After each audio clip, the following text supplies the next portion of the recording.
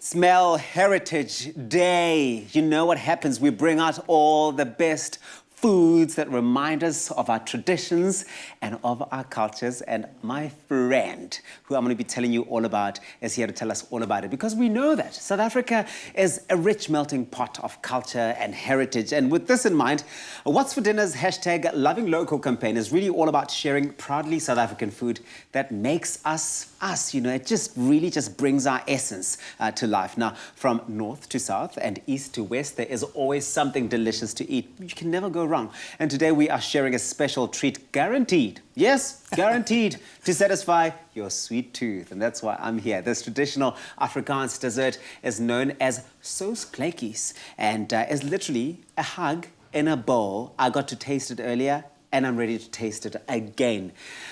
Woo! Let's do this.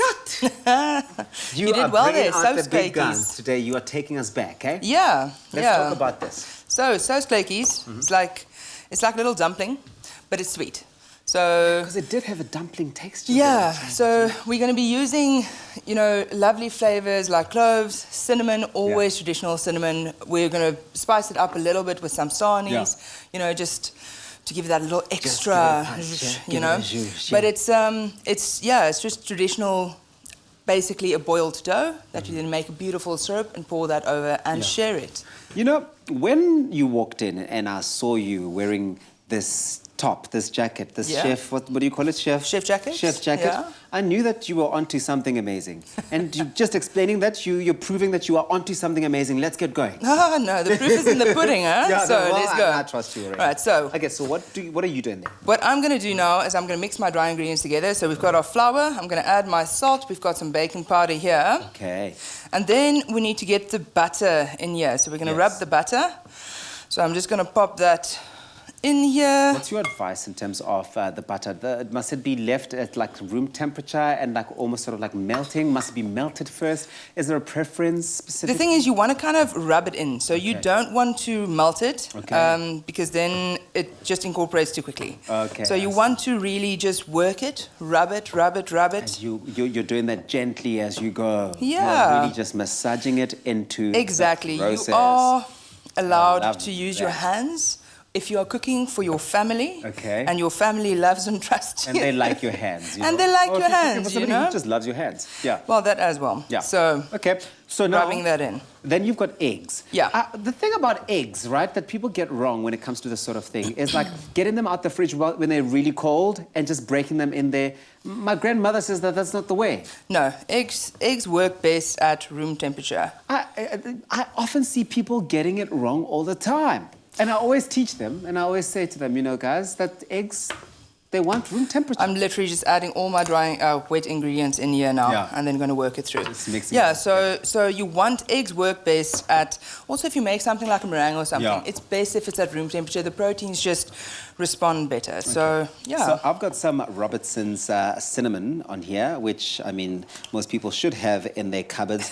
And I'm mixing it with our sugar. What am I exactly doing? What am I trying to create here? You are creating deliciousness. That is all that I can say.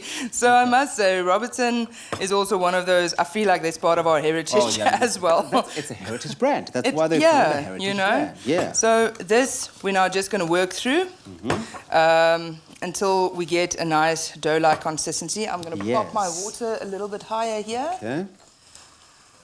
Oh, this looks so good already. It's changed. Oh, it smells so good. Cinnamon, I love it. Nothing better than the smell of cinnamon when you walk into somebody's kitchen. No, it's amazing. Right? Cinnamon, vanilla, you know. So, So this, we're now just going to work. So usually, traditionally, I would work this with my hand until I get something that looks a bit more like a dough. This is how, if you were doing it the heritage way, it would I'm going to swap it around now.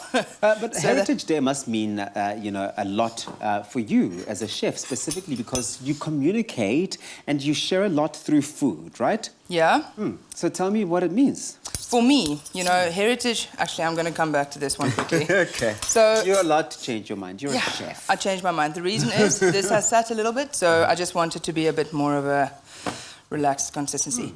For me, you know, heritage is about... It's it's sharing food, it's sharing culture, it's sharing cross-culture. Because I feel like so often we are so stuck in our own little bubbles, you know, and we go like, I don't know what you eat, and I don't know what you grew up with, and it's such a beautiful thing if we get to share that. And there's so much beauty in that exchange, right? That cultural exchange and getting to know what makes the next person vibrate. Yeah, exactly.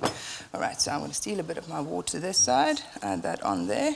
So, I mean, you've made so many dishes and you've explored so many of our heritage and traditional South African, I suppose, cuisine. Yeah. You must have some standout dishes and experiences. So for me, you know, some of the things coming from my grandma. Yeah. Souskluitjies definitely is one of them. Sunday with the family, Souskluitjies, roly-poly, Yes. those kind of things. Yep, it definitely is a Sunday thing, yeah? Yep.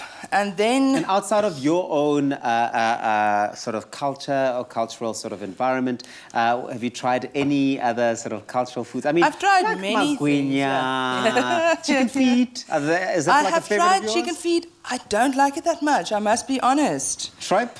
But I've tried tripe many times, but I don't eat tripe anywhere. I only eat it if I know it's cleaned properly. Okay, and it was made by the hands of a loved one of yours. Exactly. Usually, I would only eat my grandma's. But my grandma is no You longer only with love us. your grandmother's hands, and that's just Grandma's that on hands. that. I think for me, it certainly is. I mean, I've been lucky enough to explore and experience, you know, cultural and traditional foods from across all cultures.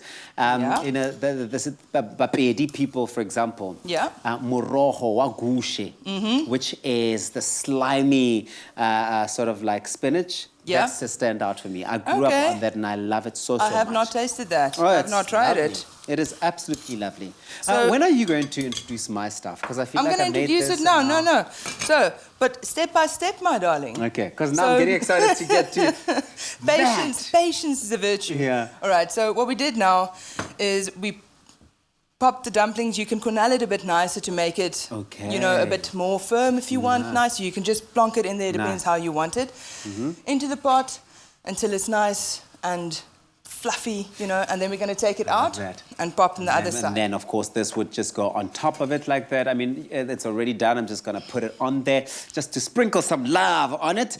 In fact, we've made this super easy. Of course, it's an inspiring recipe what we've just created here.